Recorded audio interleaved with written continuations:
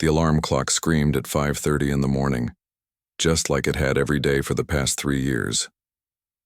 Lisa rolled over in her tiny studio apartment, her body already aching before the day had even started. The walls were thin enough that she could hear her neighbor's television through the drywall, and the morning light struggled to push through the single window that faced the brick wall of the building next door. She sat up slowly, her hands automatically reaching for the small bottle of ibuprofen on her nightstand. 12-hour shifts on her feet had taken their toll, and her lower back reminded her of this fact every single morning. But today would be different, she told herself. Today she would smile brighter, work harder, and maybe, just maybe, the tips would be enough to cover both rent and groceries this month.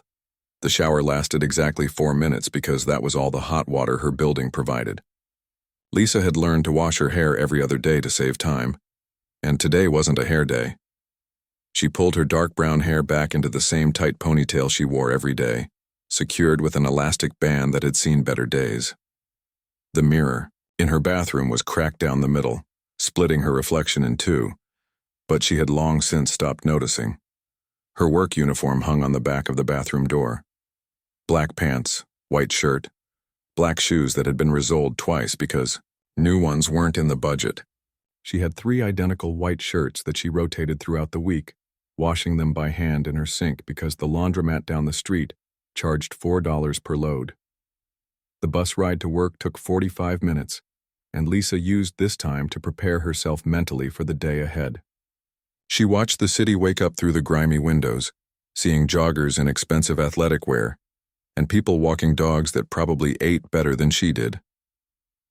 The bus stopped in front of office buildings where men and women in tailored suits hurried inside, clutching coffee cups that cost more than Lisa made in tips on a slow day. The Grand Palace restaurant sat on the corner of 5th and Main, its brass fixtures gleaming in the morning sun.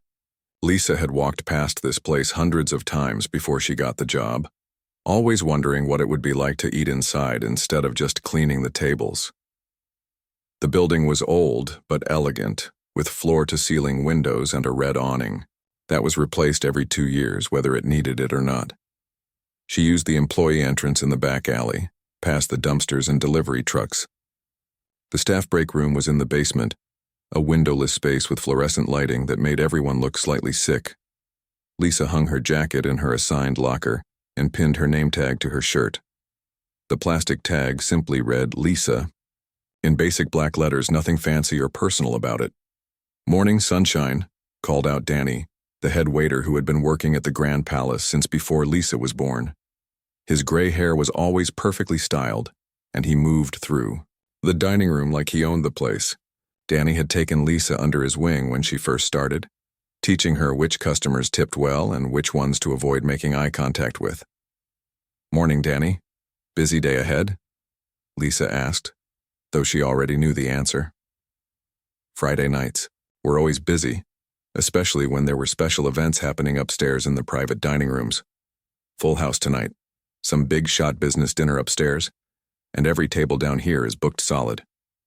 "Hope you wore your comfortable shoes," Danny replied with a knowing smile. Lisa looked down at her black shoes with their worn soles and nodded. These were her only work shoes, comfortable or not. She had been saving up for a new pair for 6 months, but every time she got close to having enough money, something else came up. Last month it was a doctor's visit when she couldn't shake a cold.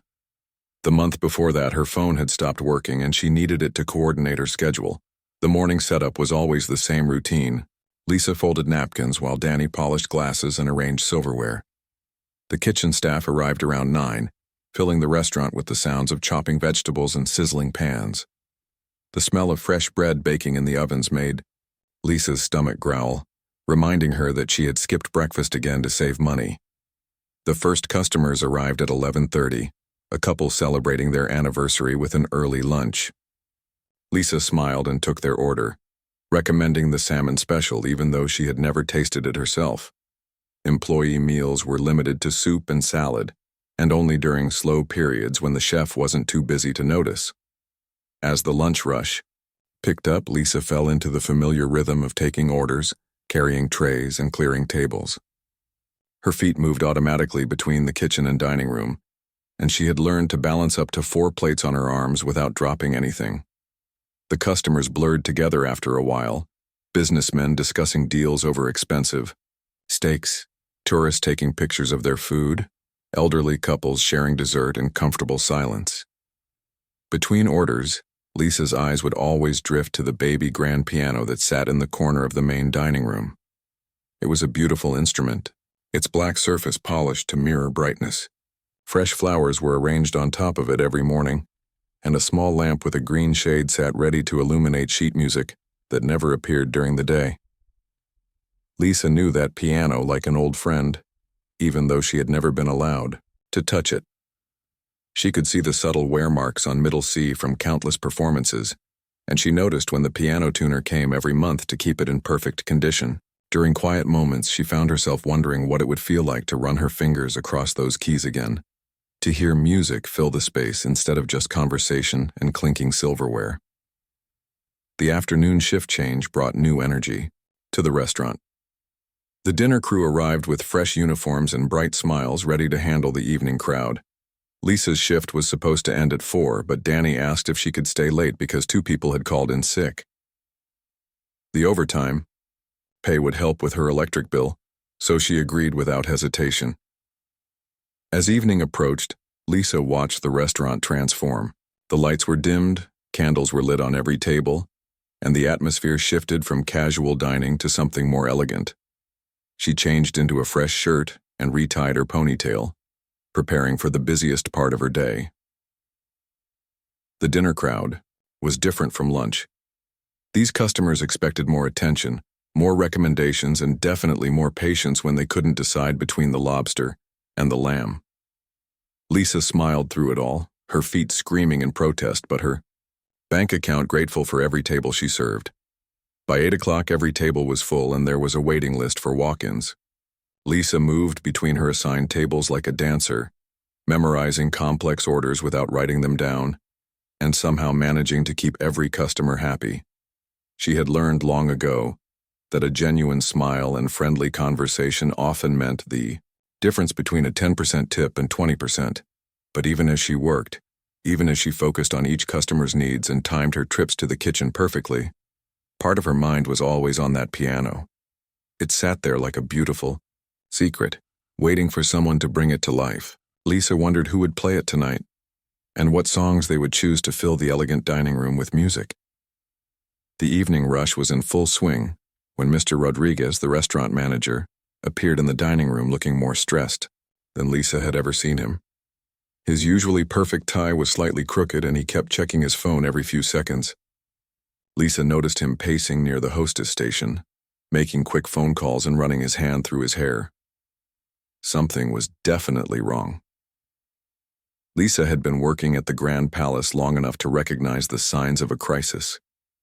Mr. Rodriguez was the kind of manager who never let anything ruffle his feathers. Even when the kitchen caught fire last Christmas Eve, he had handled it with calm professionalism. But tonight was different. Tonight he looked like a man watching his career fall apart in real time. "Danny, can you cover table 12 for a minute?" Lisa asked, balancing a tray of dirty dishes on her hip. "I think Mr. Rodriguez needs some help." Danny nodded and took over her section while Lisa made her way to the front of the restaurant. She could hear fragments of Mr. Rodriguez's phone conversation as she approached. "What do you mean he's in the hospital? Tonight? But we have the Henderson party upstairs." "No, I understand, but this is a disaster." He hung up and immediately dialed another number. Lisa pretended to organize menus at the hostess stand while listening. The Henderson party was the biggest event the Grand Palace had hosted all month. Thomas Henderson was some kind of business mogul who was bringing 20 of his closest friends and associates for a private dinner in the upstairs dining room, the kind of dinner where each person probably spent more on wine than Lisa made in a week. "Hello, this is Rodriguez from the Grand Palace. I know it's last minute, but do you have anyone available for tonight? A pianist? It's an emergency." His voice grew more desperate with each call. "Booked solid, are you sure? What about tomorrow night's performer, could they?" "I see. Thank you anyway." Lisa felt her stomach drop as she began to understand the situation. The pianist for the Henderson party had canceled, probably the same one who played weekend evenings in the main dining room. Without live music, the elegant atmosphere that made the Grand Palace special would be missing. These weren't the kind of customers who would overlook such details. Mr. Rodriguez made 3 more calls, each one ending with the same result. No one was available on such short notice. Lisa watched as he loosened his tie and sat down heavily in one of the waiting area chairs, staring at his phone like it might magically solve his problem. "Excuse me, Mr. Rodriguez." Lisa approached carefully, her heart pounding. "Is everything okay?" He looked up, seeming surprised to see her. "Oh, Lisa, I'm sorry I didn't see you there. It's just, we have a situation tonight." He gestured helplessly toward the upstairs dining room. "The pianist for the Henderson party is in the emergency room with a broken wrist. Car accident this afternoon. And I can't find a replacement anywhere in the city." Lisa nodded sympathetically, even though her mind was racing. "That's awful. I hope he's okay." "He'll be fine, thank you for asking. But Mr. Henderson specifically requested live piano music for tonight's dinner. It's supposed to be some kind of celebration for his business partners. If we can't deliver what we promised..." Mr. Rodriguez trailed off, but Lisa could fill in the blanks. Disappointed wealthy customers meant bad reviews, canceled future bookings, and possibly lost jobs. "Have you tried the music school downtown?" Lisa suggested, though she knew it was probably a dead end. "First place I called. All their advanced students are performing in some recital tonight. The conservatory, too. Everyone who's any good is already booked." Mr. Rodriguez stood up and straightened his tie. "I guess I'll have to go upstairs and explain to Mr. Henderson that we're going to have recorded background music instead of live piano. Maybe he'll understand." Lisa knew he wouldn't understand. Men like Thomas Henderson didn't get where they were by accepting substitutes for what they had been promised. She had served enough wealthy customers to know that they expected perfection, especially when they were paying premium prices for it. "What kind of music were you planning to have?" Lisa asked, trying to sound casual. "Classical mostly, maybe some jazz standards. Nothing too complicated, just elegant background music while they eat and talk business." Mr. Rodriguez checked his watch. "The party starts in an hour and I still need to brief the upstairs waitstaff about the menu changes." Lisa felt her palms getting sweaty. The smart thing to do would be to nod sympathetically and go back to her tables. She had her own problems to worry about, and getting involved in management crises wasn't part of her job description. But something inside her couldn't let this opportunity pass by, even though the very thought of what she was considering made her feel sick with nerves. "Mr. Rodriguez," she said quietly, looking around to make sure no other staff members were listening. "I might be able to help." He turned to face her fully, confusion written across his features. "What do you mean?" "I can play piano." The words came out so softly that she had to repeat them. "I can play piano. Classical music, jazz standards, whatever you need." Mr. Rodriguez stared at her for a long moment, clearly trying to process what she had just said. "You can play piano?" "Lisa, I appreciate the offer, but this is a very important event. These people are expecting professional-level performance." "I understand," Lisa replied, her confidence growing slightly. "I studied at the downtown conservatory for 3 years before I had to leave. I can play the pieces you mentioned." "I know them well." The manager's expression shifted from polite dismissal to genuine surprise. "You studied at the conservatory? Why didn't I know this?" Lisa shrugged, feeling heat rise in her cheeks. "It never came up. It was a long time ago, and it's not exactly relevant to waiting tables." Mr. Rodriguez was quiet for a moment, clearly weighing his options. Lisa could practically see him calculating the risks. On one hand, he had a waitress claiming she could perform classical piano for a room full of important business people. On the other hand, he had no other options and a client who was expecting live music in less than an hour. "Lisa, I don't mean to be rude, but how do I know you're really capable of this? Playing for an audience like this is very different from playing for yourself at home." "I know," Lisa said, understanding his hesitation completely. "Would you like me to play something for you? Just to show you I'm serious?" Mr. Rodriguez glanced around the busy dining room, then at his watch again. The main dining room piano was surrounded by customers, making it impossible for any kind of audition. But upstairs in the private dining room, the smaller piano would be free for another 45 minutes. "All right," he said finally, his desperation overriding his caution. "Let's go upstairs. If you can convince me that you won't embarrass the restaurant, then maybe we can work something out. But Lisa, I need you to be completely honest with me. Can you really handle this?" Lisa took a deep breath and nodded. "I can do this, Mr. Rodriguez. I promise." As they walked toward the stairs leading to the private dining room, Lisa felt her heart racing with a mixture of terror and excitement. She hadn't played for an audience in 3 years, and she had never played for stakes this high.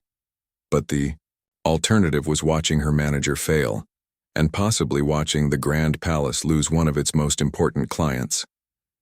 The upstairs dining room was elegant and intimate, with crystal chandeliers and tables set with fine china. And there, in the corner, sat a beautiful baby grand piano that looked like it was waiting just for her.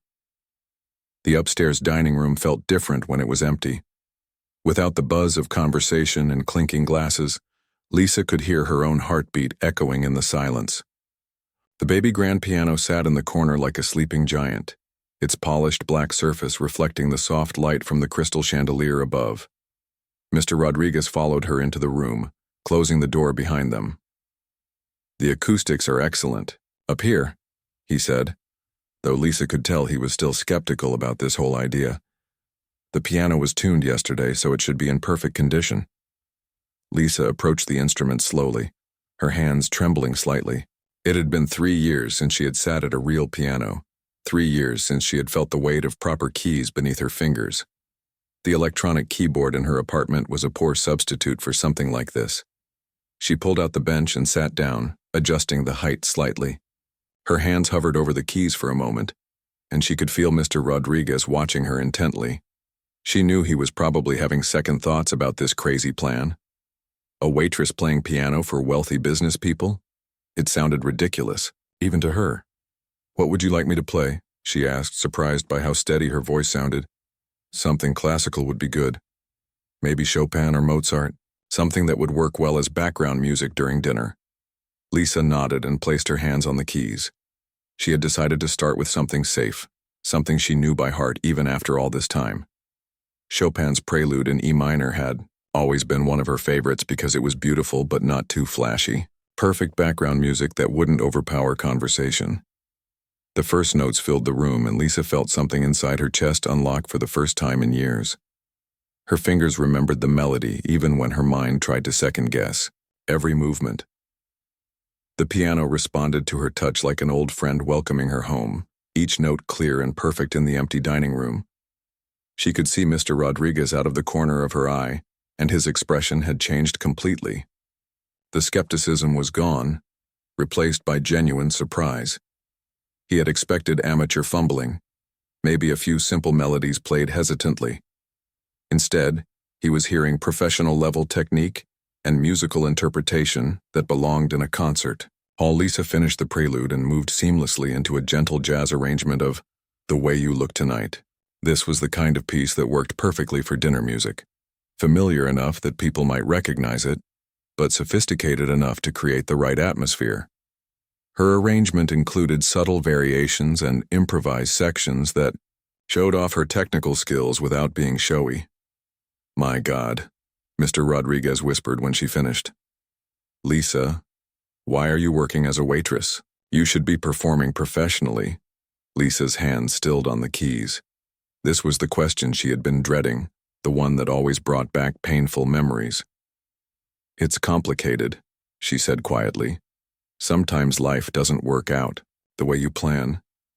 She didn't tell him about the scholarship she had lost when her father got sick, and she had to drop out of school to help support her family. She didn't mention the student loans that were still hanging over her head, or the fact that the music world was incredibly competitive, and she had never been quite good enough to make it as a solo performer.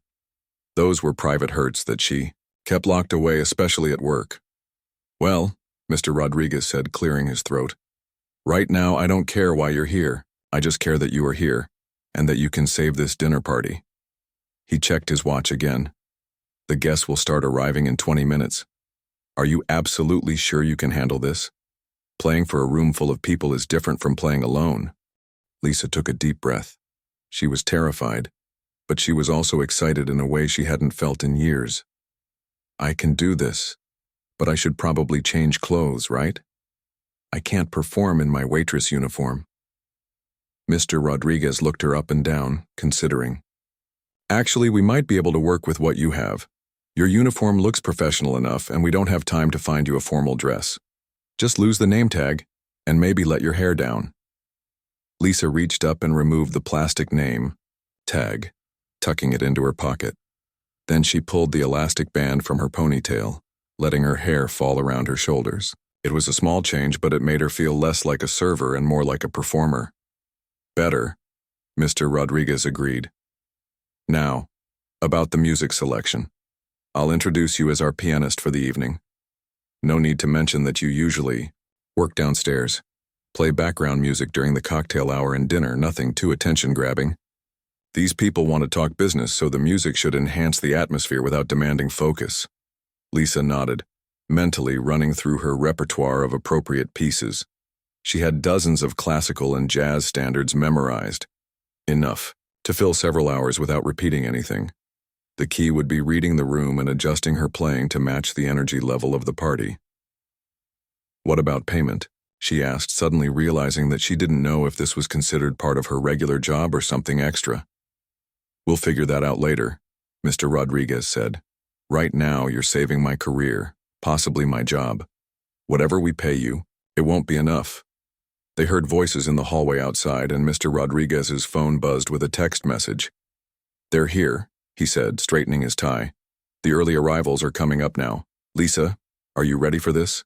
Lisa looked at the piano, then at her hands, then back at Mr. Rodriguez. 3 years of serving tables, 3 years of suppressing the part of herself that lived and breathed music, had led to this moment. She thought about all the times she had watched other pianists perform in this very room, wondering what it would feel like to be the one sitting at the bench, instead of the one clearing empty glasses from their tables. I'm ready, she said, and meant it. Mr. Rodriguez smiled, the first genuine smile she had seen from him all evening. Then let's go make some magic happen. The door opened, and Lisa could hear the sound of expensive shoes on hardwood floors, the murmur of cultured voices, the gentle clink of cocktail glasses. She positioned herself at the piano and began with a soft arrangement of autumn leaves, something gentle and welcoming to set the mood as the guests entered. The first few people to walk into the dining room barely glanced in her direction, which was exactly what she wanted. Good background music should be felt rather than noticed, creating atmosphere without demanding attention. But as more guests arrived and the room filled with conversation, Lisa began to relax into her performance. She transitioned smoothly from piece to piece, watching the room and adjusting her playing to match the energy. When conversations grew animated, she played a bit softer. When there was a lull, she added a little more complexity to fill the space. This was the skill that separated professional musicians from amateurs, the ability to read an audience and respond in real time. Thomas Henderson himself arrived fashionably late, a distinguished man in his 60s wearing a suit that probably cost more than Lisa made in 6 months. He surveyed the room with satisfaction, nodding approvingly at the elegant table settings and the soft piano music that greeted his guests. Lisa kept playing, but part of her attention was focused on Henderson's reaction. If he was disappointed by the change in entertainment, it didn't show on his face. In fact, he seemed pleased with the musical selection, even pausing for a moment to listen more closely when she played a particularly beautiful passage from a Debussy piece. The evening was off to a good start, but Lisa knew the real test would come during dinner, when she would need to maintain the perfect balance between presence and invisibility for the next 2 hours. Dinner service began at 8 o'clock sharp, and Lisa found herself settling into a rhythm she hadn't experienced in years. The conversations around the room flowed like a river, with her music as the gentle current underneath. She played Chopin nocturnes during the appetizer course, their dreamy melodies creating the perfect backdrop for the clinking of crystal glasses and polite laughter. From her position at the piano, Lisa could observe the entire room without seeming to watch. Thomas Henderson sat at the head of the main table, gesturing animatedly as he told stories to his guests. The women wore jewelry that caught the chandelier light, and the men's watches probably cost more than Lisa's yearly rent. These were people who lived in a completely different world from hers, yet here she was, providing the soundtrack to their evening. During the soup course, she transitioned to some gentle Bach pieces, their mathematical precision matching the careful choreography of the waitstaff moving through the room. Lisa recognized some of the servers from downstairs. Jenny was working one side of the room and Carlos was handling the wine service. They moved with professional grace, but Lisa caught Carlos's eye once and saw his surprised expression when he realized who was playing piano. The main course brought a shift in the room's energy. Business conversations became more serious. Voices dropped to confidential tones, and Lisa adjusted her playing accordingly. She chose pieces in minor keys, nothing sad but with enough depth to complement the weightier discussions happening around the tables. A Brahms intermezzo worked perfectly, its gentle complexity filling the spaces between words without demanding attention. About halfway through the main course, something unexpected happened. Lisa was playing a piece she had written herself years ago during her conservatory days, a simple but emotional melody that had never been performed for anyone else. She had chosen it almost without thinking, her fingers finding the familiar patterns while her mind focused on reading the room. But as the melody developed, she noticed that conversations were getting quieter, not stopping entirely, but people were speaking in lower voices, as if they didn't want to interfere with the music. Lisa felt a flutter of panic. Had she chosen something too prominent? Was she supposed to stick strictly to well-known pieces? Then she saw Thomas Henderson. He had stopped eating entirely and was listening with the kind of focused attention that musicians dream of receiving. His fork remained poised halfway to his mouth, forgotten, while his eyes were fixed somewhere in the middle distance. The expression on his face was one of genuine emotion, as if the music was speaking directly to something inside him. Lisa finished the piece and immediately moved into a safer choice, a gentle arrangement of The Girl from Ipanema that would bring the mood back to casual dinner music. But the damage, if it could be called that, was already done. She had revealed too much of herself in that original composition, shown too much skill and creativity for a background performer. The conversations resumed their normal volume, but Lisa noticed that several guests were now glancing in her direction occasionally, not with annoyance or disapproval, but with curiosity. Who was this pianist who could move them without them even realizing it was happening? Mrs. Patterson, an elegant woman in her 70s who sat to Henderson's right, leaned over and said something to him during the cheese course. Henderson nodded and looked toward the piano with increased interest. Lisa pretended not to notice their attention, but her heart was beating faster. She had wanted to blend into the background, to do her job invisibly and professionally. Instead, she seemed to be drawing exactly the kind of notice she had hoped to avoid. The dessert course arrived with individual chocolate soufflés that required careful timing from the kitchen. Lisa chose to accompany this delicate finale with some Debussy, pieces that were beautiful but undemanding. Clair de Lune seemed perfect for the evening's end, its flowing melody like moonlight on water. But as she played, Lisa noticed that the conversations around the room were winding down naturally. People were lingering over their coffee and brandy, but the business discussions had concluded. The atmosphere had shifted from purposeful networking to relaxed socializing, and somehow her music had helped guide that transition. She was just finishing Clair de Lune when she realized that the room had grown remarkably quiet. Not the uncomfortable silence of people who had run out of things to say, but the attentive quiet of an audience that was actually listening.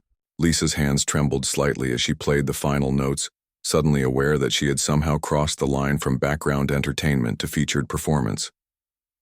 The last note faded into silence, and for a moment that felt like an eternity. Nobody moved.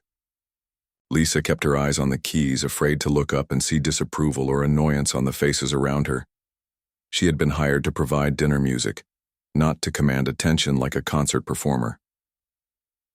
Then Thomas Henderson began to clap. It started as polite applause the kind guests might offer to acknowledge the end of background music. But as other people joined in, the applause grew warmer and more enthusiastic. Mrs. Patterson was clapping with genuine appreciation, and several other guests had turned in their chairs to face the piano directly. "Extraordinary," Lisa heard Henderson say to the table at large. "Absolutely extraordinary. I haven't heard playing like that outside of Carnegie Hall." Lisa felt her cheeks burning as she attempted a modest nod of acknowledgement. This was not how the evening was supposed to go. She was supposed to be invisible, professional, forgettable. Instead, she had somehow become the center of attention in a room full of people who were accustomed to being the center of attention themselves. "Young lady," Henderson called out, his voice carrying across the room. "Would you mind joining us for a moment?" Lisa's stomach dropped. This was exactly what she had been afraid of, being pulled out of her role as hired entertainment and into the social dynamic of the party. But Henderson's tone was friendly rather than commanding, and refusing would be impossible without seeming rude. She stood up from the piano bench, smoothing down her black pants and hoping her hair didn't look too disheveled. The walk across the dining room felt like the longest journey of her life, with every eye in the room following her movement. "Please," Henderson said, gesturing to an empty chair that someone had quickly pulled up to the main table. "I hope you don't mind the interruption, but I simply had to tell you how much we've enjoyed your performance this evening." Lisa perched on the edge of the chair, acutely aware that she was still wearing her waitress uniform in a room full of people in designer clothes. "Thank you, Mr. Henderson. I'm glad the music worked well for your dinner." "Worked well?" Mrs. Patterson laughed, a sound like silver bells. "My dear, that was far more than background music. That last piece especially. Was that Debussy?" "Yes. Mama Claire de Lune played beautifully. But the piece before that, the one that was so moving, I didn't recognize it. What was that?" Lisa felt her mouth go dry. This was the question she had been dreading. That was something I wrote myself. Years ago. I probably shouldn't have played it tonight. It wasn't really appropriate for dinner music." The silence that followed felt heavy with significance. Lisa could sense the shift in the room's energy, the way people were reassessing her based on this new information. She wasn't just a hired pianist playing familiar classics, she was a composer, someone who created her own music. Henderson leaned forward slightly, his expression intense. "You wrote that piece? How long have you been composing?" Lisa realized that her simple evening of background piano had just become something much more complicated and potentially life-changing. Lisa sat at the edge of the chair, feeling like she was balanced on the edge of a cliff. The entire room seemed to be waiting for her answer about her composing background, and she could feel the weight of their attention pressing down on her shoulders. These weren't just wealthy dinner guests anymore. They were potential gatekeepers to a world she had given up on years ago. "I started composing in college," she said quietly, trying to keep her voice steady, "at the conservatory downtown, but that was a long time ago." Thomas Henderson exchanged a meaningful glance with Mrs. Patterson. "The downtown conservatory has an excellent reputation. What made you leave?" This was the question Lisa had been dreading all evening. How do you explain to a room full of successful people that sometimes life forces you to choose between your dreams and your family's survival? How do you tell them that talent isn't always enough when the bills need to be paid? "Family circumstances," she said simply. "My father got sick and I needed to work full-time to help support my mother and younger brother. Music school is expensive and we couldn't afford for me to continue." The silence that followed wasn't uncomfortable exactly, but Lisa could sense the shifting emotions around the table. These were people who had likely never been forced to choose between education and basic survival, but they weren't heartless. Several faces showed genuine sympathy. "And you've been working here ever since?" asked Dr. Williams, a distinguished man who had been quiet most of the evening. "For 3 years," Lisa confirmed. "It's honest work, and the schedule allows me to help take care of my family." Mrs. Patterson leaned forward, her eyes bright with interest. "But you've continued playing? Composing?" Lisa shrugged, feeling suddenly self-conscious. "I have a small keyboard at home. I play when I can, mostly late at night when my neighbors won't complain. But performing like this..." She gestured toward the piano. "This is the first time in years." Henderson was studying her with the same intense focus he had given to the business discussions earlier in the evening. Lisa could almost see his mind working, calculating possibilities and opportunities. It made her nervous. "Lisa," he said finally, "I don't know if anyone has told you this, but you have extraordinary talent. The kind of talent that shouldn't be wasted serving tables, no matter how honest the work is." Lisa felt her cheeks burning again. "Thank you, but I'm just doing what I need to do. Sometimes that's how life works." "But what if it didn't have to work that way?" Mrs. Patterson interjected. "What if there were other options?" Before Lisa could ask what she meant, Henderson pulled out his phone and scrolled through his contacts. "I'd like you to meet someone," he said, placing a call. "Margaret, it's Thomas Henderson. I know it's late, but are you still at the gallery opening? There's someone I'd like you to hear about." Lisa's panic spiked. "Mr. Henderson, please, I don't want to impose on anyone. I just came here to play background music for your dinner." "And you did that beautifully," Dr. Williams said kindly. "But you also did much more than that. When someone has a gift like yours, it's almost criminal not to share it with the world." Henderson finished his phone call and turned back to Lisa. "Margaret Roberts runs the Cultural Arts Foundation downtown. She's been looking for talented musicians to sponsor for their scholarship program. She's going to be here in 20 minutes. Lisa felt the room spinning slightly. This was happening too fast, moving in directions she hadn't prepared for. "I can't ask strangers to help me. I don't even know if I want to go back to school. It's been 3 years, maybe I'm not good enough anymore." "Not good enough?" Mrs. Patterson laughed again, but gently. "My dear, I've been to hundreds of concerts in my lifetime. I've heard world-famous pianists perform in the greatest concert halls. What you played tonight, especially that original piece, had something that many professional performers never achieve." "What's that?" Lisa asked, genuinely curious. "Soul," said Henderson simply. "Technical skill can be taught, but the ability to move people with music, that's something you're born with, and you have it in abundance." The conversation was interrupted by Mr. Rodriguez appearing at Lisa's shoulder. "I'm sorry to interrupt," he said nervously, "but the evening staff downstairs is asking about Lisa. We're quite busy and..." "Actually," Henderson said, standing up, "I think Lisa's work for the evening is finished. In fact, I'd like to speak with you privately about her employment here." Lisa felt another wave of panic. "Mr. Henderson, please don't get Mr. Rodriguez in trouble. He was helping me out by letting me play tonight. This isn't his fault." "Fault?" Henderson looked confused. "I'm not concerned about fault. I'm concerned about making sure Lisa has the opportunity to use her talents properly." 20 minutes later, Margaret Roberts arrived at the Grand Palace. She was a woman in her 50s with silver hair and intelligent eyes, wearing a simple black dress that somehow managed to look both elegant and practical. Henderson quickly explained the situation, while Lisa sat quietly, still processing everything that had happened.